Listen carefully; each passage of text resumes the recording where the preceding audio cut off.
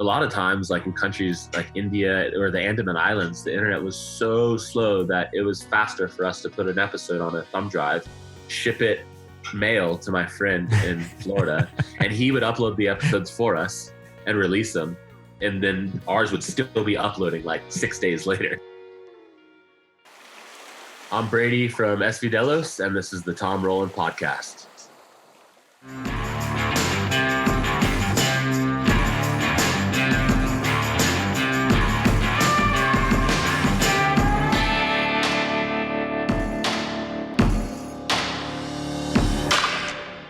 Hey everybody, welcome to the show today. I have a great guest. Brady Trautman and his brother first bought this 53-foot sloop rig sailboat, and they decided that they were going to go for about 18 months. Well, fast forward 10 years, they've gone 83,000 miles. That's 3 times around the equator. They've been 6 of 7 continents and seen some incredible things. And along the way, they figured out how to do this in a way that they can sustain themselves and live in this really cool alternate lifestyle, which is just to live on this sailboat. It's really cool. If you are a fan of their YouTube channel, you will know them as SV Delos. SV means sailing vessel, and the Delos is the name of the boat. They have, a ton of YouTube followers, and they have been making these videos for almost 10 years. So you can check out their YouTube channel, and I think you're going to want to after you hear this interview with my friend, Brady Trautman. Brady, what's going on, man? How are you? I'm doing really good, man. Just kind of waking up out here in Lake Tahoe. Yeah? Lake Tahoe, that's a long way from where your boat is right now. It is, man. Yeah. We found ourselves out here during the whole weird COVID stuff. And I don't know, it's been kind of nice to quarantine up in the mountains. And yeah, it's just beautiful up here. Yeah. So I've been doing my homework. I've been watching a bunch of videos.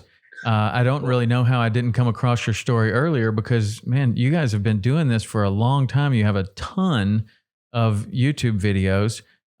So the SV Delos is the name of the boat, right?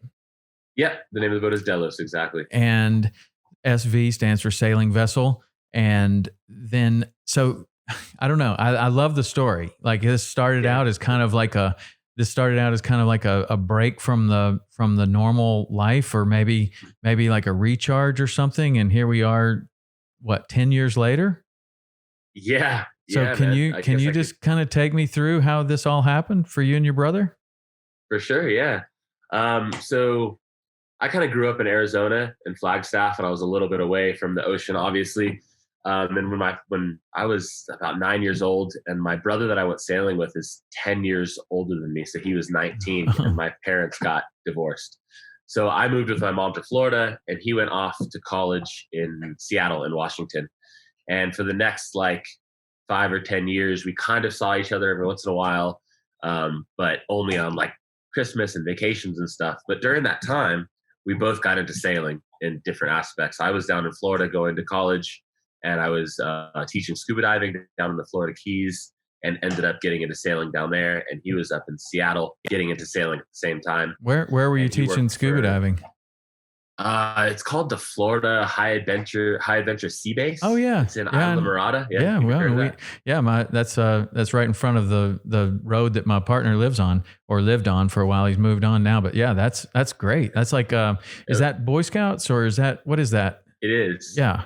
That's a great program. So you worked awesome. There for how long? I was there for 2 years. It was only during the summers when I was going to college. Mm-hmm. So I think I did it 3 summers in a row. It was so much fun, man. It was the best job in the world. Yeah. I literally got paid to take kids out scuba diving and teach them to dive. And they literally took me through all the way through my captain's licenses and dive instructor and everything. So it was a really good program to kind of get my foot in the door in sailing and diving and all that kind of stuff. Yeah.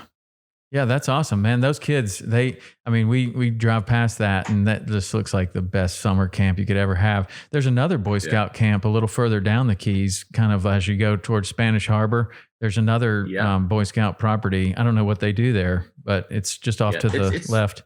It's pretty similar. Most of them do sailing, camping, and scuba diving. And yep, there's a whole other base down there, down in the Keys. Nice. Okay, that's cool. That brings you. Man. It's like a small world when it's actually on your front doorstep.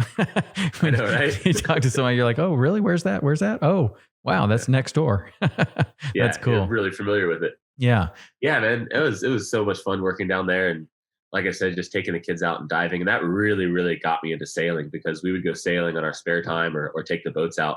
And it just got me passionate about. I never knew people could live on boats. You know, it's just like one of those things. You're like, what? People live on boats full time, and it just so happened that my brother was going through the same kind of experience up in Seattle. He had his own company doing like web design and software development and stuff, and he was going through the same thing. And him and his partner were like, wow, people live on boats and they like travel the world by boats. And we were talking, and eventually him and his partner bought Delos. His ex bought Delos, and we're like, we're gonna sail to Australia, and we'll just start with that. And then I was still in college at the time, and my brother asked me to join for.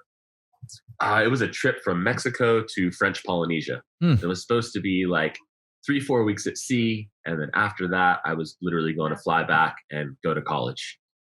And I mean, I couldn't turn it down, right? It was like, yeah, of course, like it's the dream that once I started diving, all these magazines I saw were like French Polynesia, the Tuamotus, all these places for diving and fishing. And all of a sudden I could just sail there on my own boat, which was just insane to think about. But then you were expected to get there and get on an airplane and leave like after you spent 3 weeks trying to get there. Like who thought that was going to happen? I don't know. I don't know if any of us thought that was going to happen. I literally took out all my student loans before that trip and was like, I signed up for all my classes, took out student loans, and then dropped my classes because I needed the cash to actually pay for the trip and get across the ocean. And yeah, once we got to Tahiti, it was like, wow, this is just getting started. And I felt like for once I was actually doing something that was super meaningful. I feel like when I was in college, it was just kind of treading water and doing what I was supposed to be doing to get by because society told me to do it or whatever it was. And all of a sudden I felt, like I was in the right place and just wanted to be there. So I definitely didn't fly out of Tahiti, obviously. And so is this like at the same time, are you having this kind of a reunion with your brother and getting to know him all of a sudden differently as kind of grown people? Yeah, definitely. I mean, when we left, I was 21 and he was 31. So we were always super close, but yeah, living on board together, we got along so well. We still get along very well. And we have all the same interests and things. So adventure and travel and diving and sailing. So it was great to not only share something like that with like a good friend, but also a brother. Right. So we got even closer over that trip. Yeah. Yeah, that's super cool. Well, you're going to get pretty close on a 53-foot boat in 3 weeks. Now, like in the Florida Keys, you have tons of people that live on boats, but I don't know how many of them are moving. Like they come in, and I'm sure there's tons of people like yourself that come in, resupply, hang out for a little bit, and then take off and go somewhere else. Tons of people, of course. But we have these anchorages of boats right out off Key West, and it's the same boats there all the time. I mean, it's like Key West is a very expensive place. So that is a legitimate kind of alternate to getting an apartment or a house or whatever. If it's too expensive, people will buy a boat or even rent a boat and live there, which is kind of the same, except that you guys, from what I did my homework, 83,000 miles at the time of the video that I watched, that you sailed 83,000 miles in this boat, which was, it said something like 3 times the equator. Like if you went around the equator, like 3 times. Is that still accurate today, or is it more? It is. It's more than that now. It's probably closer to 90 something now. Like I said, we've gone around the world enough. The miles cover the equator 3 times. That's what you just said.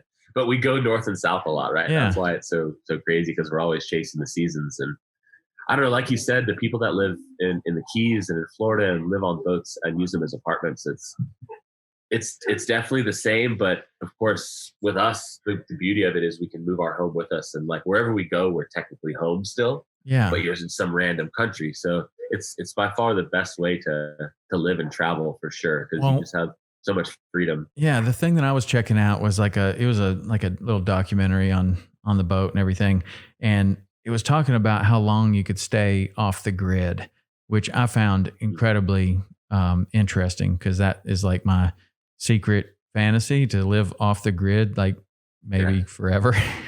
Yeah. It's funny for somebody that makes their living on the internet and on television that you would want to not be there, but so it went through like the way that your boat's set up. So how long can you stay like completely self-sufficient? Oh man, I mean, minimum probably 3 or 4 months, and really the other side of it is if you have wind and sun, um, we're really just dependent on food at that point, and just like if you can catch your own food, you can be out forever, really. Right. So Yeah, you've got wind generated power, solar generated power that can recharge right. all of your batteries, and then you've got a water tank plus desalinization. Then Yep. like what else would you need? Oh, I saw that you could fill all your own scuba tanks, which is sweet, Yep. because now you can Yeah, dive as that much was as you really want, huge. and Yeah. that's how you're going to get your food probably. And then so what else? I mean, what's the limitation there? Like the staples? Like, are you going to run out of Yeah, like just it's food? really fresh. The fresh stuff is what really starts to get to you, Yeah. because the fresh provisions last for maybe 3 weeks, 4 weeks, depending on where you are and what you can get and what climate you're in. Once that's out, we have two pretty big freezers on board, so we can pack it full of stuff. We catch fish, we can pack it full, and then we have tons of storage where we can store canned food and dried food and stuff like that. So really, the limitation comes if you need to run the generator on board to fill dive tanks Mm. or make water. Eventually, you'll run out of diesel. That's kind of, but if you run out of diesel, then you can catch rainwater, or you don't need to dive, or you can make it work at the end of the day. It Right. just kind of gets a little bit harder when you run out of fresh food. Yeah. Yeah. So Yeah. on a crossing, what would be the longest crossing that you've done where you would have to be completely self-sufficient like that just to get from point A to point B? Yep. That first crossing that we did from Mexico to the Marquesas in French Polynesia, that was tied for pretty much the two longest crossings, and that was 21 days. Wow. So And it was so full like open ocean, 21 days just out there. and that's the one that you choose first? Is that, I mean, I don't know, would you man, yeah. would you choose a different one now after you have a little bit more No, I experience? think- Was that being naive and inexperienced that you're just like, let's do the biggest one first? Yeah, what surprised me the most, I guess, is once you're out in the ocean after the first 4 or 5 days, it all just blends together, and you just like, I don't know, everything just melts away, and you literally, days go by like minutes is what it feels like. So whether it's 5 days or 20 days, to me, it just kind of all, once internet goes away and you just kind of like get sick of watching movies, then you're just reading, you get sick of reading, then eventually you find yourself staring at the ocean for 4 or 5 hours at a time during your watch, and then it just all blends together.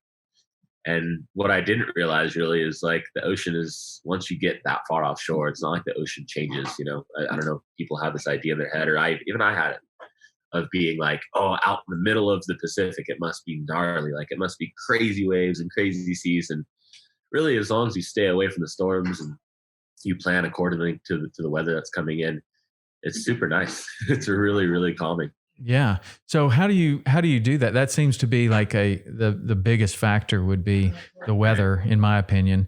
I mean, you are in a 53-foot boat, which sounds kind of big until you have a hurricane or a big storm or whatever. Then all of a sudden that boat can feel very small. How are you planning your trips and getting weather information and changing your course? Is that necessary, or do you just buckle down? What do you do? Yeah. So what we talked about earlier about kind of going north and south a lot, we're always staying in the hemisphere that doesn't have a hurricane season at that point. So we're always kind of crossing the equator right when the seasons change, which hopefully keeps us away from any big storms like hurricanes. Of course, there's always going to be these gnarly low pressure systems that come out of nowhere and kind of surprise you, but we use a service called Predict Wind, and they do really, really good for kind of offshore passage making and big ocean weather. So we're able to download through satellite internet. There's a company called Viasat that's kind of hooked us up with this really cool satellite internet that we can download these grid files and like big sets of data to show where the low pressures are, where the storms are. And really that's accurate to like 4 or 5 days out usually. Wow. So if you can see something coming 5 days away, you can adjust course and hopefully get out of the way in enough time. Yeah. Have you not gotten out of the way in this 10-year span? Yeah, dude. There's been a few pretty bad situations. What's the worst? The worst for me sticks out when we were crossing the Indian Ocean, and we were on our way from kind of Thailand to Madagascar, and we're like, the Indian Ocean is pretty barren. There's a few like random atolls out there, but not much. Actually, the video you watched, the best fishing of our lives, was filmed during that crossing, right before we kind of hit this gnarly storm. Found some nice wahoo. I know, right? Yeah, that was great. We had 7 people on the boat. We ate for like 5 weeks off those fish. Wow, that's awesome. Yeah, it was so much fish. But we were sailing along towards Madagascar, and there was this big low pressure system forming in the southern Indian Ocean that started coming north. And we saw it coming for 3 or 4 days, but we only had a limited amount of choices to get out of the way or power through it. If we would have turned north to kind of get out of the way, it would have taken us straight to Somalia, which we didn't want to do back in 2013, 14. Pirates. We couldn't really turn south because of the wind angle. We couldn't like go that far into the wind. We could have hove to, which is basically just stopping the boat in the middle of the ocean, and you kind of work the sails out where you put the brakes on and you just kind of float around. But we didn't feel that would have been a good choice either. So we decided just to kind of weather the storm and go straight through it. Wow. And so this low pressure came up from underneath us, and we got hit in the middle of probably about right after the sunset. It hit us at like 8, 9 p.m. and the winds topped 50, 60 knots easy, and big swells, like swells that were 30 foot, 40 foot, maybe, kind of knocking the boat over from side to side. And it was a rough night, man. It was really rad. Like there was 7 of us on board, and everybody locked themselves down below in the companionway because the cockpit was filling with water. So we didn't want water to go in the boat. So we locked that up. And me and my brother just literally sat in the cockpit, strapped in, life vest, and we were clipped in as well. And just taking 30-minute shifts steering because it was so hard. You're just hand steering and like pitch black, and this crazy wave would come and knock you over, and you'd get so tired that 30 minutes and switch, and you'd lay down on the cockpit floor and try and sleep for 30 minutes and then switch. And we did that for about 12 hours, I'd say, before the sun came up. And of course, when the sun comes up, it feels like things calm down, and we were able to kind of relax a little bit. And then it went away. The storm blew over us, and 24 hours it was gone, and then we had blue skies, and we made it right around the corner of Madagascar, and it was like, holy shit. And everything made it? Like you didn't break anything? God, that's amazing. No, luckily Delos is a super strong boat. She's very ocean capable, and she proved herself during that storm specifically, where we're like, we're gonna break before the boat breaks. And it was kind of a good feeling to put all your trust in. That's cool because, like, I don't know. I mean, I don't know a ton about your story except what I just read in the last day or so, but it kind of, at least this story that I read, kind of made it sound like there wasn't a lot of sailing experience before you bought this boat. I mean, like you said that you had some and your brother had some. So you go to buy this boat. I mean, did you kind of get lucky that you got the right boat, or did you know from some way that this is what you were looking for? This is the kind of boat that you needed. Or did it kind of happen that way? Yeah, there was a ton of research involved, and there was a list that a lot of the sailing magazines put out, like the top 10 blue water cruising boats. And this boat, the brand it's an Amel, it's a French built boat, and it was always at the top of the list. And then like you go to the boat shows, and everyone just knows it just has a great reputation in the sailing community. So it wasn't really by coincidence. I mean, Brian really looked at that boat and was like, that's the boat that we want to take, that's really ocean capable. And it's definitely proved to be that boat for sure. That's cool. So at what point does it go from, like this is going to be something that you're going to do for a little while to man, I think we could do this for a lot longer. Like where does that happen? Yeah, well, let's see. When we left Mexico in 2010 and we got to New Zealand in November of 2010. So from March till November was kind of our first big season. And I mean, I don't know, man, we were completely in love with it. We are like, we'll figure out a way. At that point, we could have all flown home and went back to work and saved more money, but we stayed in New Zealand and I got a job managing like a Mexican restaurant. My brother did some remote IT work and also did day work, like doing engineer work for bigger super yachts and stuff. And we just tried to save as much as we could during the off season there before we started sailing again. And I don't know, there was a weird moment where it was like, once we did it that first season and we found jobs and like made it work, we were like, well, we can just do this forever, because if we can do it here, we'll find jobs in Australia, we'll find jobs wherever we are. And worst case scenario, we'll park the boat, fly back home, work, and then come back and continue on. So I think after that first season, it was definitely we never really intended to, I guess, go around the world. It was just kind of like, let's just keep going to what seems cool. And because all the weather moves west, we just kind of naturally kept going west. Yeah. And when the filming came into the whole picture, our family and friends were like, what the hell are you guys doing out there? Like they just, they got it. We wrote tons of blogs. We wrote over like 400 blogs during that period and took a lot of pictures, but we never really filmed anything until our family and friends were like, I still don't get it. So we bought a little camera and started filming and putting these little episodes together and putting them on YouTube for our family and friends to watch. And then out of nowhere, other people just started watching. So that's back in 2010? There's a few videos up there from 2010. Yeah, that's there's pretty like early. Picture slideshows with like text and stuff. Yeah. And then the story ones really started, I'd say like 2012 maybe. Still early, man. Really early in the game. Yeah. And I think that's why we organically were able to be successful, is because we started so early. Like people could say now, oh, Brady, I want to buy a boat and start a YouTube channel and make money. I'm just like, oh, I don't know. I mean, do it because you love it. Don't do it because you want to make money from it, because it's saturated now. And of course it's possible. It's all possible. It's just the reason why we were successful. I think the main reason is just because we were passionate about what we were doing and we didn't think it would lead to money. We just kind of love doing it and love sharing it. Yeah. I remember the first time we got a check from YouTube, they sent us like a $30 check or something for ad revenue. We're like, what the hell is this?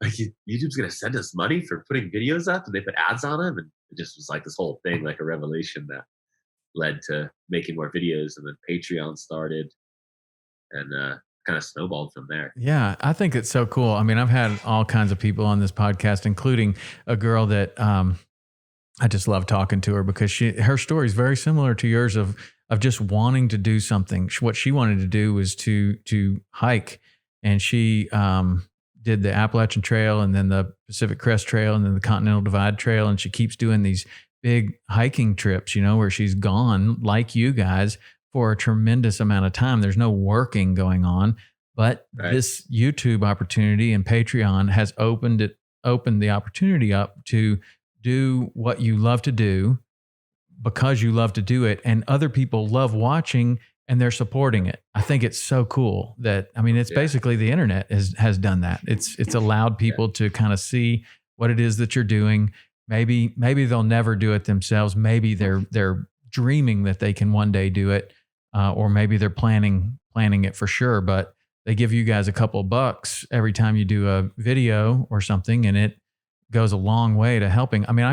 It probably doesn't cost very much. Have you ever figured out what it costs you to do one of these trips, like per month? Yeah.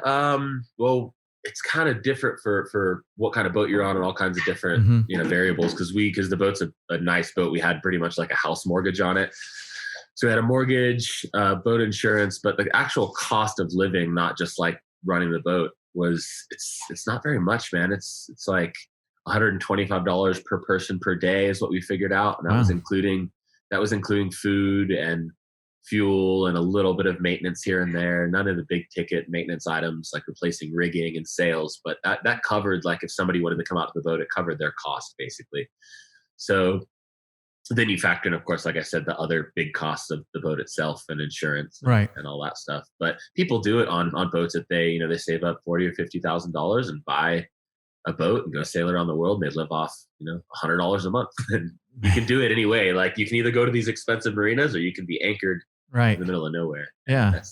It's super cool though. I mean, to be able to do it and then to see, like, I think that moment that you kind of described there of getting the job, making a little bit of money and realizing, man, we could just do this forever. And then I don't know. I mean, was there like a time when you and your brother are like, yes, let's do this, and just keep going? Or was it a little bit, stair step kind of? Was there ever that one moment where you're just like, yeah, we're never going back? Yeah, there was actually. It was right after we started Patreon, and like we already had a pretty good following on YouTube, and we had a good following with. I mean, that was back in, like I said, 2013 or 14, and I think we had like 30,000 subscribers on YouTube, which was huge. I mean, we're like, what? Yeah. There's that many people that are out want to watch. And then when we started Patreon, I mean, it kind of right away. It was like $400 or $500 per episode we put out, and we were doing like 2 episodes a month, and we're like, well, this is definitely a viable option to like keep going. So at that point, yeah, we were like, we're all in. Let's just do this. Let's not think about leaving the boat to go make money, or because for a while there, I would leave the boat and go work on super yachts and crew on big boats and stuff, and then come back, save a bunch of money, and then come back to the boat and continue sailing. But at that point, we made the decision just to like go all in basically and just work our ass off, and pretty much we made the pledge to release an episode every Friday. Wow. Yeah, and that was huge. Yeah. So it's kind of an interesting situation again, that you are off the grid and you're making your living on the internet basically. So were you set up for that, or when you made this decision that we're going to do this every week, we're going to release a video, you got to have some pretty reliable internet. Did you already have that, or did you have to make the investment to get set up to where you could, do that? No, we had nothing. We had nothing back then, man. It was, that's part of half the adventure we filmed was trying to find internet to upload videos. Or, a lot of times, like in countries like India or the Andaman Islands, the internet was so slow that it was faster for us to put an episode on a thumb drive, ship it mail to my friend in Florida, and he would upload the episodes for us and release them, and then ours would still be uploading like 6 days later. Wow. Yeah, but so you're able a lot of struggles with that. But you're able to edit and everything just right on the boat without having to go to land and just process all that stuff yourself, and then somehow get to a place where you can ship it. Yep, exactly. That was the incredible moment too, is when you realize all you need is a couple of really good cameras and a laptop, and you can really just make great YouTube episodes out in the middle of nowhere. And then, and then it seems as though your production quality has gone up. I saw drones, GoPros. You got all kinds of stuff going on now. Do you just continue to kind of step it up a little bit, or has there been like a big step one time when you get the Patreon, or when you get more followers? Did you have a big step in production at one point?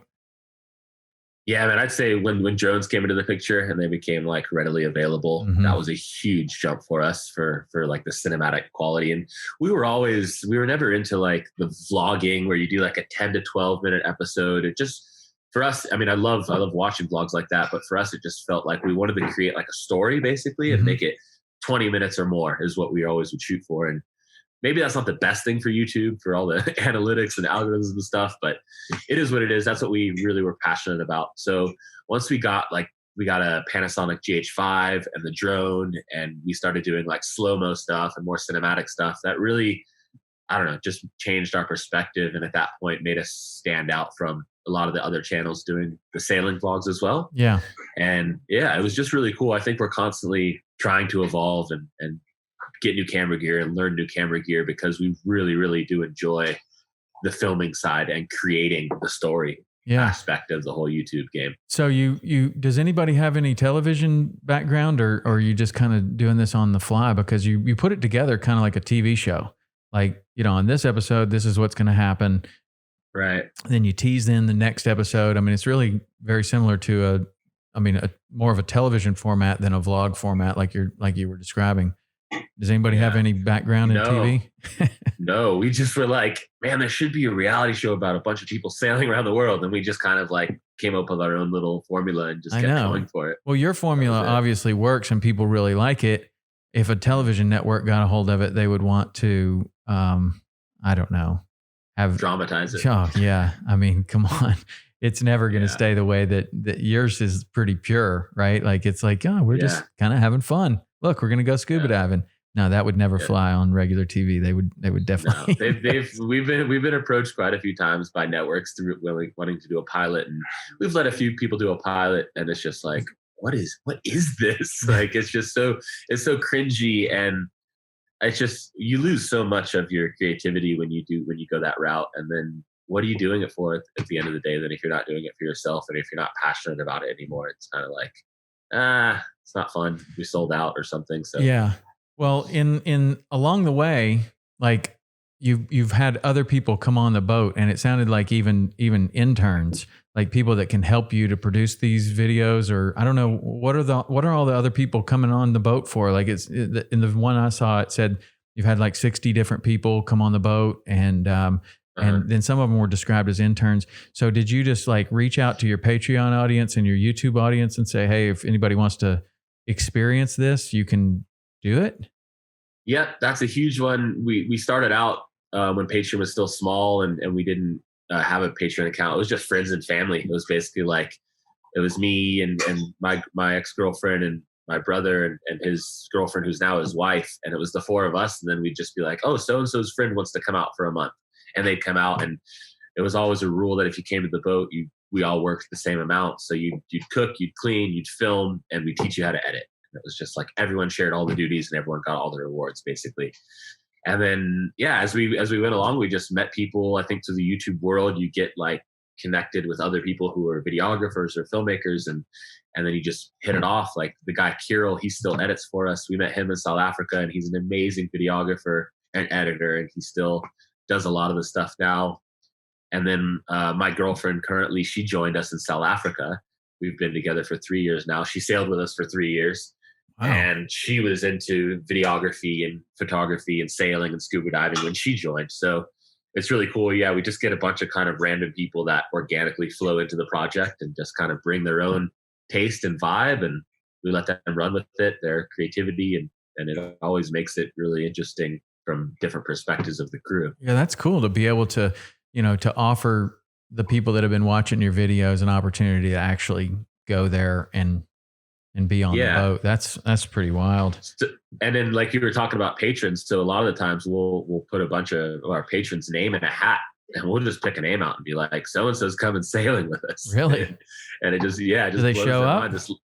Yeah, of course. Yeah. Wow. Yeah. That's awesome. I mean, we put out a post first and say, out of all of our patrons, who's available to come sailing? And then out of those people that say they're available or want to come, that's who we pick out. Nice. Out of a hat. And we did it. We crossed from, me and my girlfriend crossed from, we did Florida, Bermuda, Azores, Spain, and then back to the Caribbean. And from Spain to the Canary Islands, we picked a patron to join us. And that was a 19-day sail.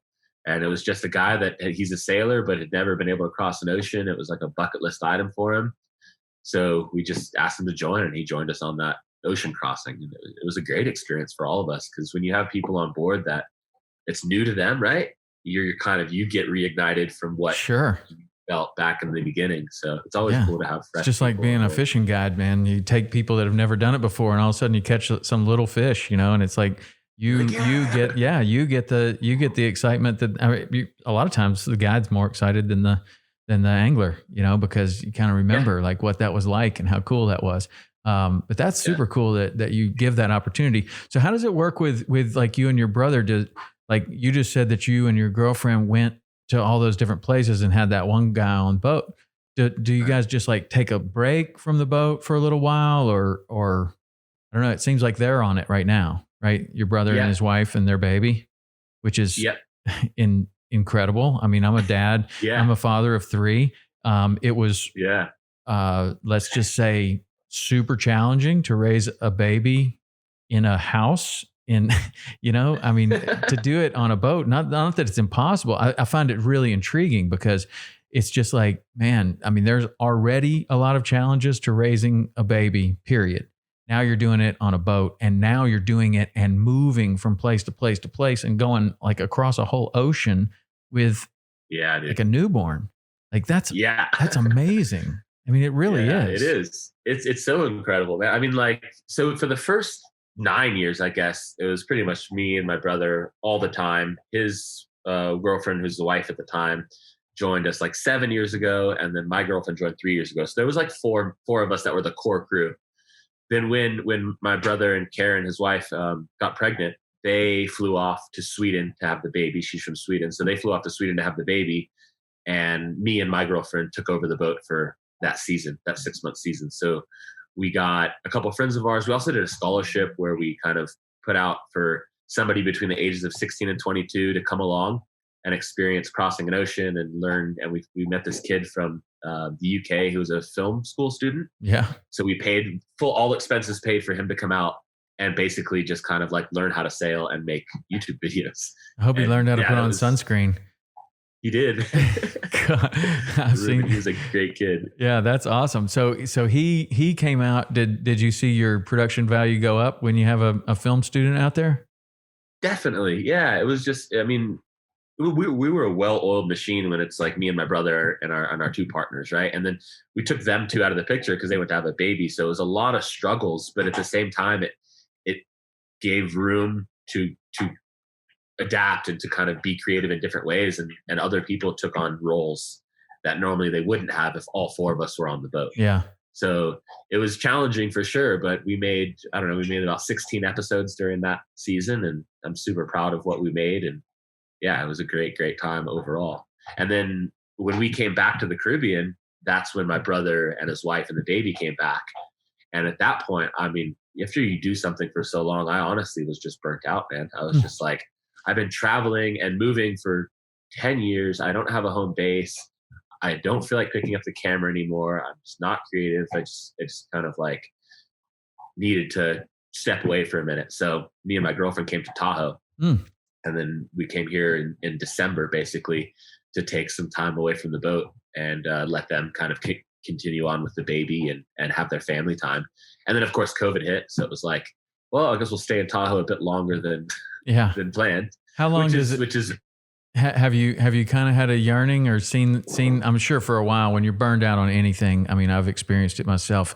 You take some time away from it, and you don't miss it at all. Like not at all. Like I don't miss that little boat one bit. And this house is awesome. And I haven't hit my head on the wall when the ocean does something crazy. Have you had the yearning to kind of go back yet? It's just now starting. So I've been away from the boat. I've been away from the boat now for like 6 months, and I'm just now like, oh man, I'd love to go cross an ocean, or I miss the feeling of being out there. I mean, being in Tahoe, I'm so grateful to be here because it's just an incredible place. There's a huge lake that I get to sail on, every couple of days. I sail on the lake all the time. There's hiking, there's camping. So I couldn't be in a city right now, I guess. And then I definitely miss sailing, but because I am where I am, I'm really lucky to not yearn it as much as maybe I would. And I mean, a cool thing we were just talking about with like the baby on board and Brian and Karen, they were in the Bahamas. They went to the Bahamas after we left, and they got stuck there for like 130 days or something. I know those were the videos that I was checking out. Those were the first ones that I saw, 130 days on the boat. And that's when I started looking into the boat. I was like, well, how long could they stay on this boat? Because, I've got some friends in the Bahamas and there were no COVID cases in the Bahamas for a while. And they weren't letting people on there. And so what did they do could they radio in and they would go put supplies out on the dock for them or something? Like, is that how it's working? They were really remote. They were in the Ragged Islands. Yeah, so I know where that is. Really far from Georgetown. There's an island around the corner. I don't know the name of it, but that a mail boat, like a mail ferry, would come to once every week or once every 2 weeks, and they would put the order of the fresh produce in on the mail boat. So then the fresh food would come in on the mail boat. But at the anchorage they were at, like, talk about self-sufficient. I mean, during the legal lobster season, they were out catching their own lobster and catching fish. making their own water. Like it's, it's a dream really for a lot of people. Me, I was like, I'm kind of good where I am right now. I mean, it's a dream for a lot of people for 2 weeks, 130 Exactly, days on a 53-foot boat when nobody's letting you get on dry ground and you have a baby. I mean, dang, dude, that's like, I know. I have a lot of respect for them, man. Yeah. I mean, it's serious. So, do you talk about like, well, how long do you think you might want to continue to live on a boat with a baby? I mean, I think that, you don't want to like, I don't be kind of, I don't know. You don't want to discourage them, but I mean, that's got to be super challenging. Sure. And there's got to be at some point you're kind of like, man, it would be nice to like have a big floor for the baby to play on, or like, all kinds of things like, and then other kids and stuff like that. I mean, so what are their plans? And man, Delos is a pretty big boat when it comes to just like 2 people and a baby living on board. I think they have plenty of space, and the mindset that they have about life and about traveling and experiencing the world.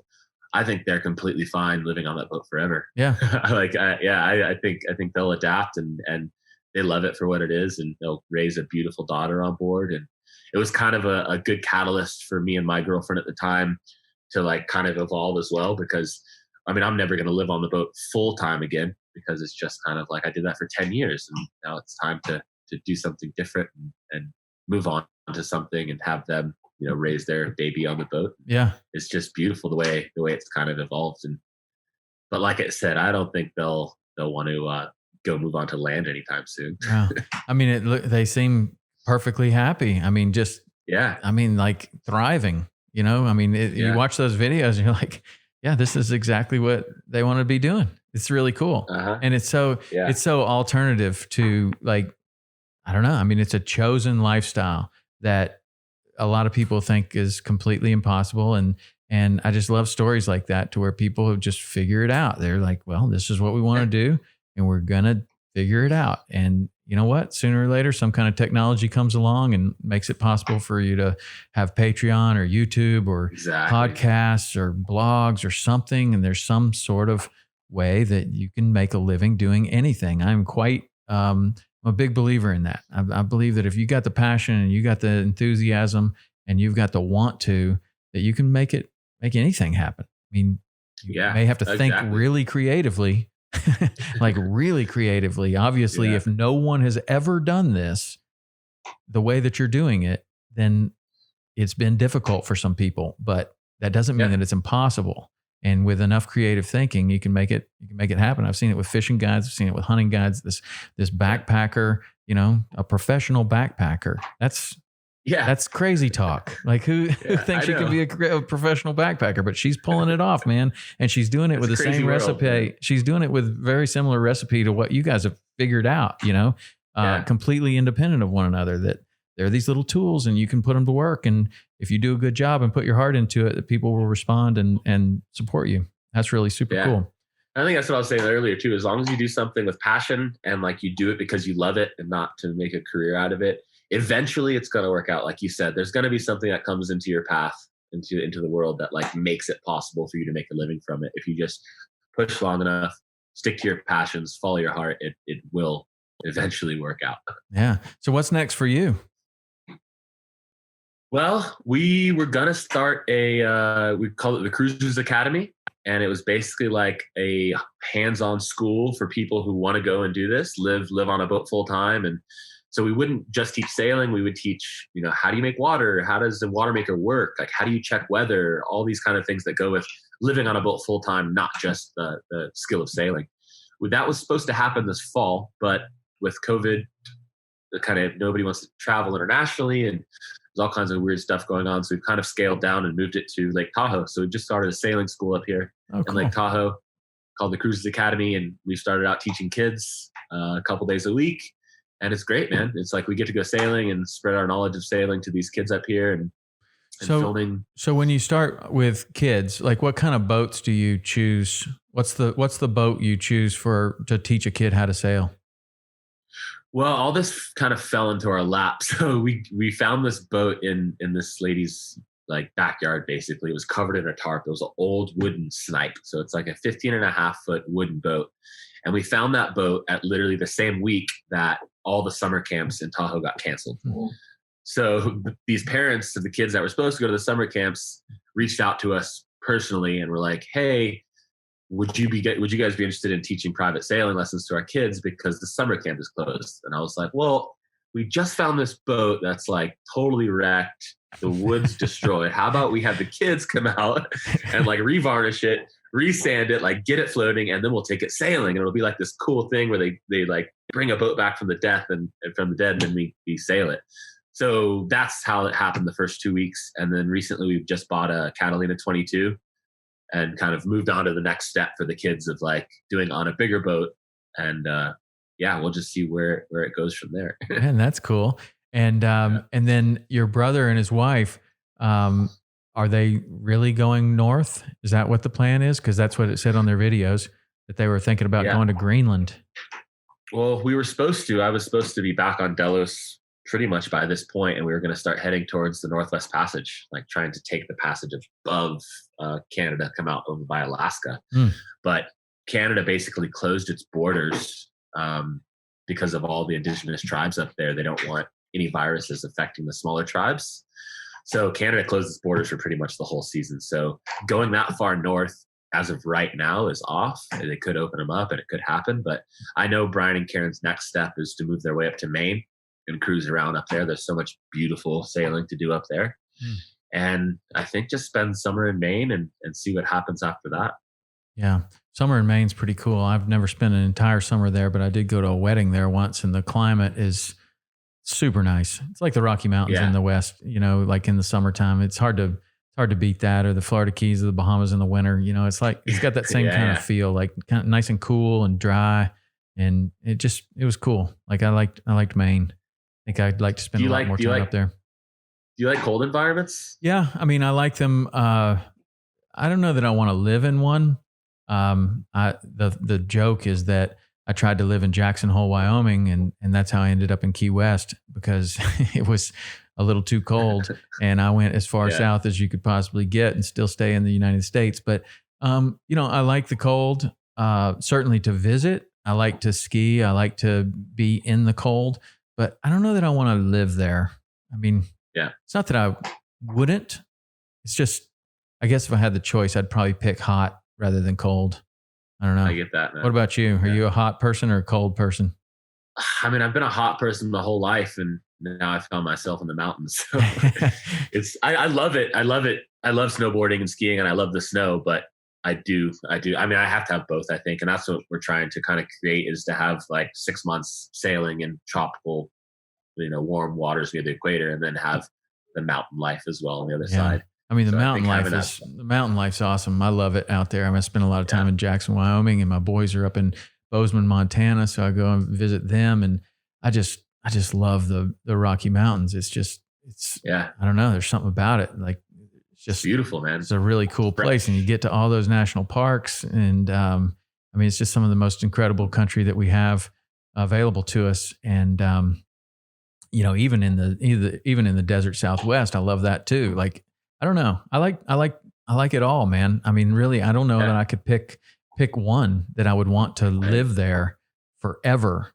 But there are certain places that you get to that they just have a feel to them that you're just kind of like, I feel the energy of this place. Like Yellowstone National Park is one that I've mentioned that about a few times, that I get in Yellowstone National Park and I'm just like, wow, there's something special about this place. I felt the same thing in Hawaii. I felt the same thing, in the Florida Keys.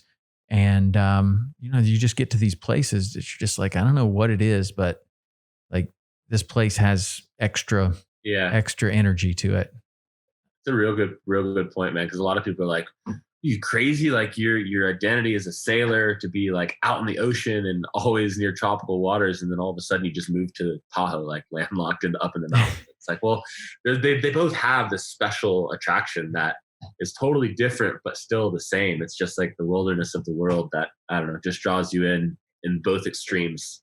Yeah. But I mean, I can totally see, like, I mean, you you did this. Like you did this to a level that most people won't ever experience.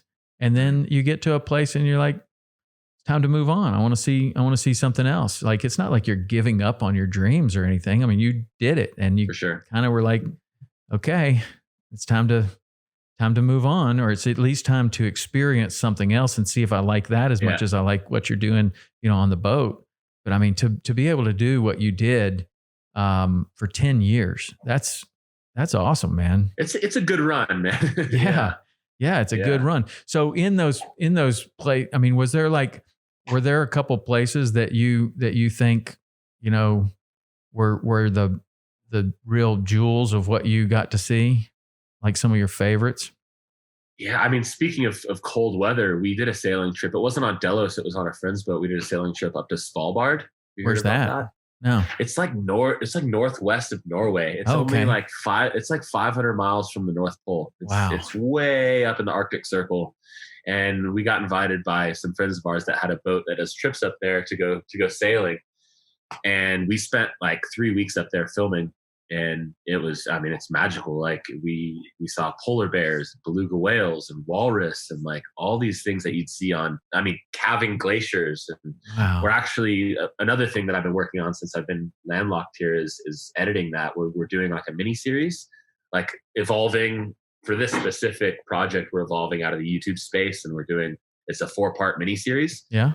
And it's in its final stages, and we don't know where it's going to be released yet, but hopefully, I mean, it's in front of Netflix and Hulu and all the kind of bigger guys to see if there's a market out there outside of YouTube for us to do these longer format kind of documentary style episodes. So really stoked about that. Yeah. That's awesome. And so a 4-part series, is that like 4 30-minute episodes or 4 hour-long episodes or what? 30 minutes. Yeah. They're about 30 minutes. Yeah. And is that kind of a story, like a sequential kind of a thing, or do you have to watch them in order? It is, yeah. I mean, I wanted to make it in a way that if you didn't know who Delos was or didn't know, you could still watch it from the beginning and like get an idea that who we are, like we came from this, we have a YouTube channel and we've been invited on this expedition kind of thing. So it's definitely sequential. It follows your way through 3 weeks up in the Arctic and kind of the crazy shit that we see and run into and the problems we have and weather, and kind of just takes you through the whole process of coming from warm weather sailing, what it's like to go up there. No board shorts and jumping off the boat. I can only imagine. Is the boat freezing up? Is it, I mean, is that an issue? Like that you get the spray from the ocean, it gets cold enough, like in the fishing shows where they're up there doing the sword fishing and everything, it gets so cold that the ocean water's freezing on the boat and they got to go out there with sledgehammers and axes and knock it off. That seems too cold to me. That seems luckily I agree, man. I agree. We did it. We did our trip during the summer, so it was, I mean, the air temperature was hovering right above freezing and the water temperature was like a degree or two above freezing. So that's doable. I could do that. It was doable. And the sun is always up in the summer. So literally the sun just goes above your head in a circle. So it never, if it's 3 a.m. or 3 p.m, it looks exactly the same. You have no idea what time it is, which is great because, I mean, you'd spend the day sailing and you'd get to a place at 2 a.m. and it's just like blue, clear skies. And you're like, oh, let's go for a hike. It really just doesn't matter. You just slept when you were tired. Wow, that's cool. I experienced that way north in Canada and then again in Alaska, to not to that extreme, but you get way north and the days are like super long and it barely gets dark and then it just starts to get light again. Yeah, it's kind of weird. Like if you haven't experienced that, it's kind of weird, but I tell you, I would much rather have it like that than the other way of never really getting light. Like in those same areas in the wintertime. The other half of the year. Yeah, man. I don't know. That's where I think depression could get in there a little bit. It's just always dark and cold. So what about those polar bears that you're seeing up there? Because that is like, man, I mean, I have some experience with grizzly bears and black bears, and we see them, and stuff in Yellowstone and other places. That is a big, incredible animal, the grizzly bear. But a polar bear is like even bigger, more. I mean, I I don't know. I mean, I guess people don't get eaten by polar bears as much because there's not as much interaction, but I know that they would. And what they can do, like they go down and get like seals and whales and all kinds of things, man. That is a scary, scary animal. How did you see those from the boat? So it's really, from the boat. It's really interesting that in Svalbard, if you go on land, you're required to have a rifle with you for polar bear protection. I don't doubt it. Because, so like the polar bear danger is super serious up there, and you always kind of have to have somebody watching your back when you're on shore. And luckily, these polar bears that we found, it was a mom and a cub, and they were kind of walking on the shoreline, and we were in the boat, so we could see them from the water, which is kind of the best scenario possible. Yeah. So we're not like encroaching on their land. We're not offending them at all. And they found this old seal carcass that was like probably years old. It was just bones, and they're sitting there like trying to eat on it, and it was pretty sad actually to watch. We stayed with them for like an hour or so. They crossed over this other ridge, and we're just kind of following with them on the shoreline. And then they found this huge chunk of blubber. It was like a whale carcass left over from last season. And it was almost like they started smiling. Like they started just inhaling blubber, licking their lips, like growling. And it was just such a cool sight to see how their morale boosted from finding that terrible bony carcass to like a big pile of blubber. Wow, that's so cool. And to have we were in such a right place to film it and to capture it all. And it was a really great experience. you had your good camera gear there. Did you have some big lenses? Could you get pretty close? Yeah. We were probably only about 50 yards or so from the shore where they were, so we were already pretty close. And then maybe a little bit further than that. And we had big telephoto lenses on our cameras too. Yeah, that's amazing. That's really an opportunity of a lifetime to be in a boat like that. I had an experience with a black bear, kind of similar to that. We were on Jenny Lake with my dad, and there's a very, very popular trail that runs right along Jenny Lake and goes to Hidden Falls. And we look up, and here comes a black bear down this hill. And he gets right on the trail and just starts walking and doesn't associate us with anything. So we're like you, just really close to the shore, got to watch that bear. And then here come these people down the trail. And this is just a black bear, not a polar bear like you're talking about. But my dad's like, should we tell him? And I'm like, man, I think if we tell him, we're going to spook the bear or spook the people. Maybe, I don't know. Let's just see how this plays out. And the bear smells them, sees them, jumps up behind this big rock. They walk in front. The people walk back, or the bear walks back down on the trail and just kept on going his way. And then it happened like 2 or 3 other times. And that made me think, man, how often does that happen with a bear, like in the backcountry where they know you're there and they don't want anything to do with you. They just hop up. Now, I don't know that would be the case with a polar bear. I think a polar bear would lay down in the snow and wait for you to come and then eat you. I really do. And especially, I mean, the ones that we're seeing too, like by that point, that during the winter, the ice surrounds Svalbard. So it's completely covered in ice. And the polar bears, when the ice starts to retreat for the summer, they climb onto the ice because that's where they hunt seals. So these polar bears got left behind when the ice shelf melted away. Oh, man. So they're hungry. Yeah. They're super hungry during the summer up there. And I would not want to be on land with one of those bears searching for food. No way. And what a predator. I mean, the thing is crazy. Perfectly camouflaged. It looks exactly like every little hump of snow and ice out there. And then, man, what a incredible predator. That bear, that's amazing. And they're huge too, right? Yeah. The one you saw was really big. Oh yeah. It was a mom and a cub, and the mom was, I mean, if it would have stood up straight, it would have been like 8 or 9 foot tall, probably. Just like with its paws. They're huge. I mean, they can be like 1,000 pounds, no problem. Yeah, what an incredible animal, man. They're huge. That's awesome. I can't wait to see that footage. Cool. That'll be cool. Yeah.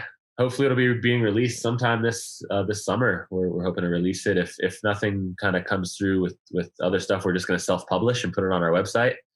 And open it up to the world. Yeah, well, that's awesome. And so that's kind of the new direction that. Or is that like a direction that you're taking now that you're on land, or kind of, and then the YouTube stuff will continue as your brother and his wife and Sierra are hanging out on the boat doing their thing? Yeah.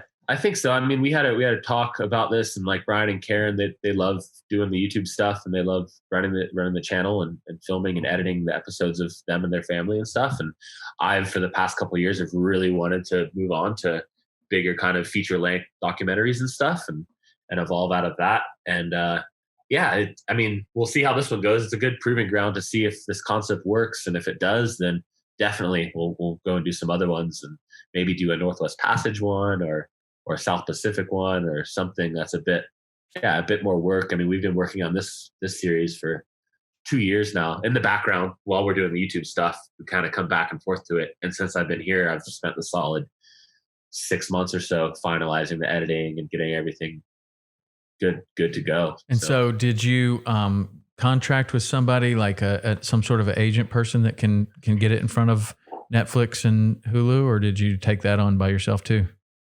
We took a lot of that on by ourselves, just through random contacts. You'd be surprised who watches the show. Yeah. Who watches Delos, and kind of reach out, and people reach out and say, oh, I'm a producer here, I do this. And then you're like, hey, put this in front of people. And that's kind of what's happening now, is it's out kind of in front of some people, and we'll just see what comes back, if people are interested or not. And we'll just go from there. Well, you've made it work. It's all word of mouth. Yeah. You've made it work so far. Like I have no doubt that either that'll pan out or something else, like we talked about. Like, you just never know. Like, but it's obvious that people really like what you guys have done and continue to do. And it's awesome, man. Thanks, awesome, man. I appreciate it. Yeah. I think that, so if people wanted to find out or find the channel, find your Patreon, what would they do? How would they find that? The best thing is to go to our social media stuff. So SV Delos, if you search SV Delos in Google, you'll see our YouTube. So definitely subscribe to that. It helps a lot. And our Instagram account, you can find all like more current stuff, because the YouTube videos are like a month or so production time behind. So the current stuff of where Delos is and what's going on is at SV Delos on Instagram. And that's where we'll be releasing all the info about like the mini series and any future plans or meetups or any of that kind of stuff. Awesome. Yeah. And then your sailing club, or is it a club or a camp or what is it? It's something. It's in its infancy. Things. Yeah. It's that's called the Cruisers Academy. So if people can go to thecruisersacademy.com, or they can follow me on Instagram. It's at Senior Brady, and that's not senior like an old man. It's senior like Mr. in Spanish. Okay. And then we'll update stuff of what specifically me and my girlfriend are doing up here, and how that Cruiser Academy is going. Eventually it'll be an Ocean Academy. Right now it's Lake Tahoe Academy, and we're just doing it a couple days a week to feel it out and teach and get out sailing, and just to kind of get back to the roots of sailing on a small boat. And it's awesome. Been incredible, man. It's really great to downsize. Yeah, for sure. So in all of their 83,000 miles that the boat has been around the world, you ever see anything that you just couldn't explain? Ooh, that's a good question, man. There was this weird thing that happened. I'm sure a marine biologist or something would explain it to us, but we were sailing down the coast of Madagascar, like between Africa and Madagascar. There's something called the Mozambique Channel. And we were sailing down that on our way to Cape Town. And it was the middle of the night. And Karen, my brother's wife, was on watch. And she woke everybody up. She's like, what the hell is this? What's going on? And surrounding the boat was like these glowing orbs. And there's probably 300-400 of them at least around the boat, the size of like a kickball, like pretty big. And they were all pulsating at the same time with lights. And they were all just like... And we're like, what the hell is that? And I don't know if anybody told us, we put it on, you can't really see it on video in the episode, but we talked about it. And a few marine biologists were like, I've never heard of that. Don't know what it is. Probably some creature that's never been discovered coming up, migrating at night to come to the surface to feed. Or some other people said it could have been like a big school of jellyfish that were like interacting together, a lot like fireflies do in a tree. Yeah. It was bizarre, man. We were just sat there, watched it for like 20 minutes, like, what the hell is this? No kidding. I mean, that is totally bizarre, but you're, in all of those miles, you're going places that people just don't often go, even if they're in some kind of shipping lane or whatever. It's like, still very few people go there. Like, and Yeah, you're and even moving. if you're there looking over the side, not many people are doing that all the time Right. either. Yeah. So Yeah, I figured you had to see some crazy stuff, maybe even flying things, UFOs. Like there's a lot of UFO sightings way out in the middle of the ocean by like fighter pilots and stuff. I don't know if you saw the videos that came out, and they were like, I don't know, man. There's these pilots that think that there's I mean, I don't know how to explain it, whether they're not saying that they think that there are UFOs in the ocean, but they've seen things that can't be explained and they disappear into the ocean. And you know, what is that? They don't know. They're not making a claim that it's like a UFO or aliens, or they're just saying, I don't know what it was, but it moved faster than and different than anything we have on this planet, and it disappeared into the ocean. So you tell me what it was. I don't know. Oh man, I fully believe there's shit down there that is alive that nobody knows about. Of course. And whether it's from other planets or it's crazy once you live on the ocean. I mean, you can go crazy and think it's from other planets or whatever, and the possibility of that happening is great. We've only explored a tiny percent of the ocean, but what does happen is like you have a fish like the coelacanth, and it's supposed. The books say that this thing's been extinct for a long, long, long time, and then one washes up on the beach. And it's like, oh, well, maybe we just weren't looking in the right place for this, or we didn't have the technology to get down deep enough to see it. And now, oh, yeah, we found a couple now, you know, but like you have this thing that washes up on shore that's supposed to be a fossil, like, and it's not. It's like living, you know. So I don't know. I think that the ocean is a very big place with all kinds of. Are those the fish that look like crazy, like devils? Yeah, they are wild looking. Like, it looks like something that doesn't exist anymore. I mean, like something out of a cartoon or something, like the coelacanth. And coelacanth is like spelled with a C. And they, you know, they found a bunch of them now, or at least a few of them, more than just one. And then those giant squid, like, man, it wouldn't surprise me if you saw a giant squid out there somewhere where you were. But I mean, people see those too, and they're like, and then they find like parts of them, like one arm that's like huge. I don't know. Like who ripped that off? Yeah, no kidding. I guess a sperm whale. But you see, then they talk about like all the like marine, like I don't know. I guess it's like a legend. Marine legends are like the sperm whales and the giant squid would fight, and you would have these sperm whales that would have these scars and marks all over their head. And it's like, man, something was really trying to eat that. Like, seriously? Yeah. Like the suction cup marks. Yes, exactly. Yeah. And you start thinking, man, I mean, if something was trying to eat that, that's a big creature, you know? Yeah. And those sperm whales, they have all those teeth, you know. They're a different kind of whale, so they're obviously designed to eat something different than just plankton or whatever. But I don't know. The ocean's a cool place, man.